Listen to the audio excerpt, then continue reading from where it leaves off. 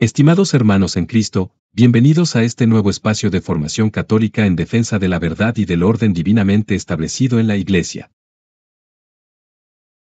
En este video estudiaremos la primera parte sobre la epiqueia. Análisis doctrinal de su naturaleza, límites y abusos en la crisis eclesial contemporánea. Desde hace varias décadas, numerosos clérigos autodenominados tradicionalistas han venido celebrando misas, predicando, administrando sacramentos, absolviendo pecados, ordenando sacerdotes y consagrando obispos, han edificado centros de culto y de vida religiosa y viven del sustento de sus fieles, apelando a la epiqueia y a la crisis de la Iglesia. Todo ello ocurrido al margen de una legítima autoridad pontificia visible, en una situación de sede vacante reconocida por muchos de ellos, y sin mandato del romano pontífice, a quien solo corresponde, por institución divina, la potestad de jurisdicción y de gobierno universal de la Iglesia. Para justificar su actuar en ausencia de autoridad legítima, estos clérigos apelan frecuentemente a dos principios jurídicos, la epiqueia, equidad, y el Canon 209 del Código de Derecho Canónico de 1917, que trata de la suplencia de jurisdicción, ecclesia supple. En este ensayo analizaremos seriamente la licitud y límites del recurso a la epiqueia, confrontándolo con la doctrina de la Iglesia, la teología moral tradicional y el derecho canónico preconciliar, mostrando además cómo ciertos abusos de esta noción han dado origen a errores ya condenados en la historia eclesiástica. Primero, la epiqueia como parte de la virtud de la justicia. La epiqueia es tratada por Santo Tomás de Aquino como una parte potencial de la virtud cardinal de la justicia, confrontar, Suma Teológica, segunda parte de la parte segunda, cuestión 120. Consiste en dejar de aplicar la letra de una ley humana positiva en aquellos casos particulares donde su aplicación literal sería contraria al bien común y a la verdadera intención del legislador. Esto supone que toda ley humana, al ser general, no puede prever cada situación individual, y por tanto, puede requerirse una adaptación prudente para no causar daño. Sin embargo, el mismo doctor Angélico advierte que esta adaptación solo es legítima cuando no hay tiempo para recurrir a la autoridad, y cuando hay certeza moral de que el legislador no querría que la ley se aplicara en ese caso. No es lícito, por tanto, que cualquier individuo se arroje la facultad de interpretar la ley conforme a su juicio subjetivo, especialmente si no hay una necesidad urgente o si se trata de leyes más altas que la ley humana positiva. Segundo. Naturaleza y límites de la epiqueia según la teología moral tradicional. La epiqueia solo se aplica a leyes humanas positivas.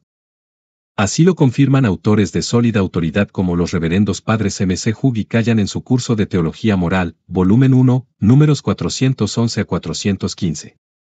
Quienes advierten que la epiqueia nunca se puede aplicar a la ley divina ni a aquellas leyes cuya observancia universal es necesaria para el bien común, como las que rigen la validez sacramental o la potestad de jurisdicción.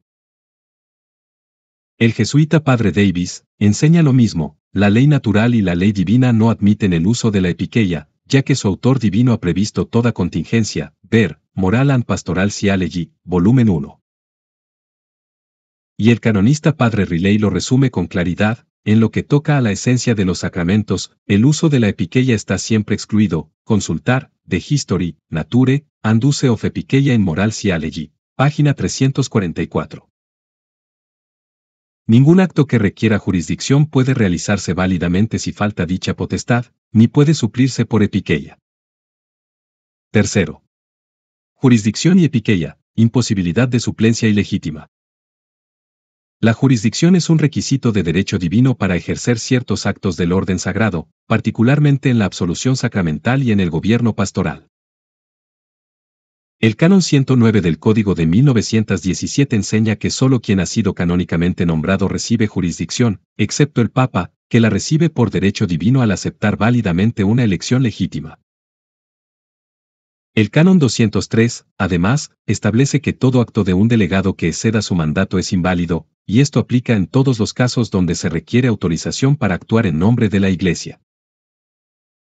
Otro experto, el padre Miaskiewicz, en su tesis doctoral sobre el Canon 209, deja claro que las leyes jurisdiccionales son leyes al menos equivalentes a las leyes invalidantes o inhabilitantes, y por tanto no pueden ser dispensadas por vía de epiqueia.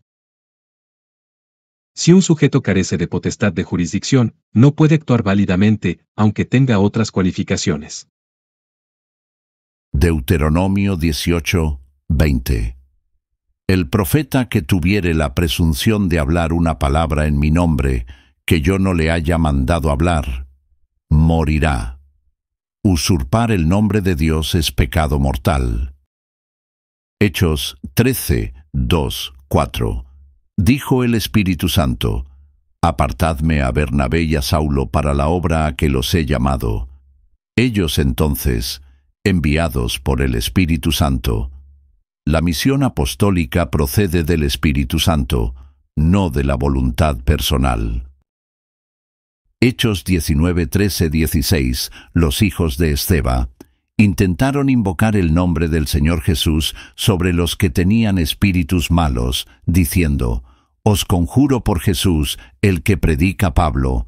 Pero el espíritu malo respondió: A Jesús conozco, y sé quién es Pablo, pero vosotros, ¿quiénes sois? Resultado: el demonio los golpea.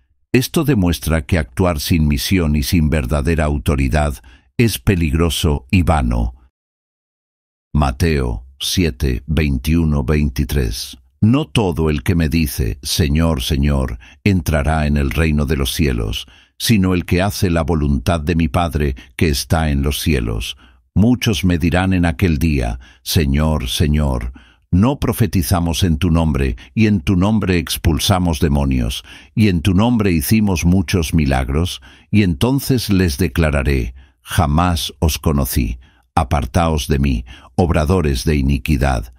Esta cita confirma que realizar actos exteriores religiosos sin haber sido verdaderamente enviados ni santificados por la voluntad divina constituye iniquidad, aunque se invoque el nombre de Cristo.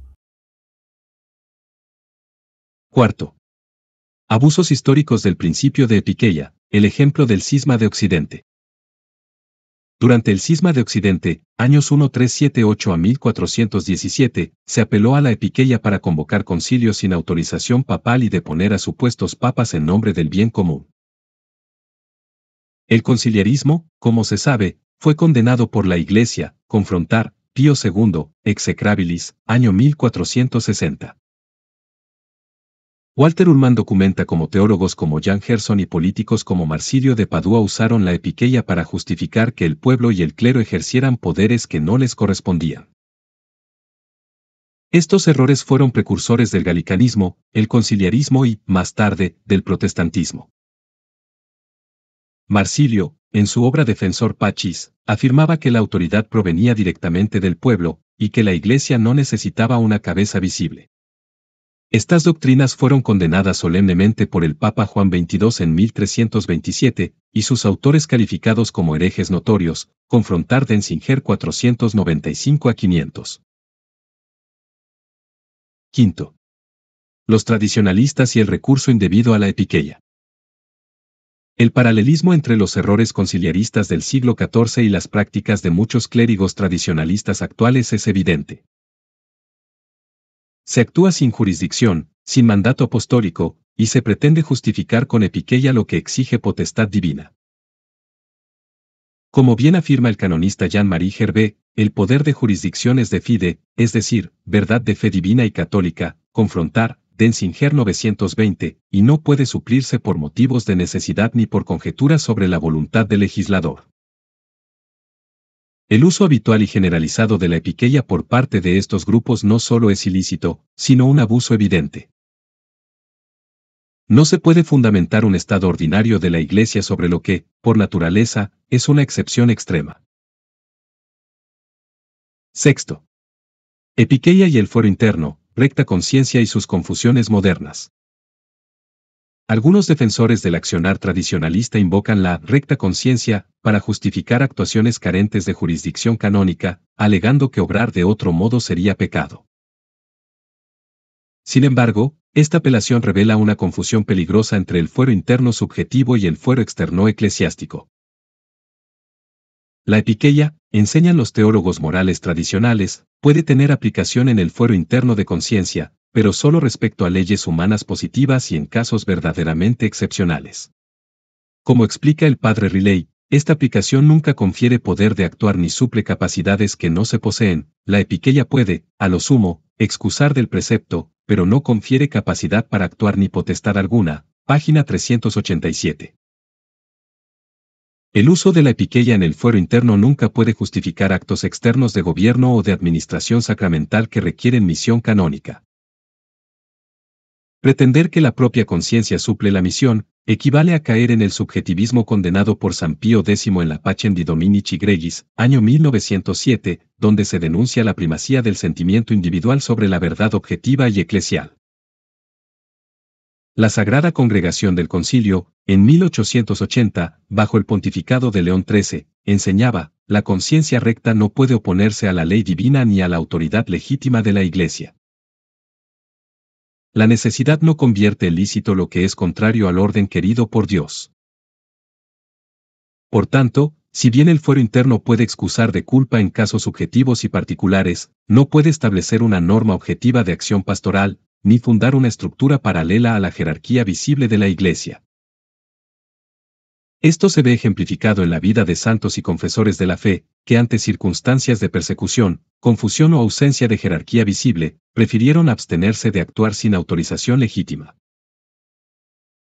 San Juan Nepomuceno, por ejemplo, murió antes que violar el sigilo sacramental, incluso bajo presión del poder civil, no se arrogó funciones extraordinarias fuera del orden establecido. Durante la Revolución Francesa, sacerdotes como el beato Noemie Suchet y muchos otros prefirieron la clandestinidad y el martirio a actuar sin conexión con sus obispos legítimos. Estos ejemplos muestran cómo la conciencia recta se conforma a la obediencia y al orden canónico, incluso en medio de la tribulación. Con este punto terminamos esta primera parte. Permanezcamos firmes en la fe, obedientes al orden querido por Dios, y confiados en que Cristo restaurará su Iglesia en el tiempo que Él ha determinado. Que la Santísima Virgen María nos guarde en su corazón inmaculado, y que reine Cristo eternamente. ¡Viva Cristo Rey!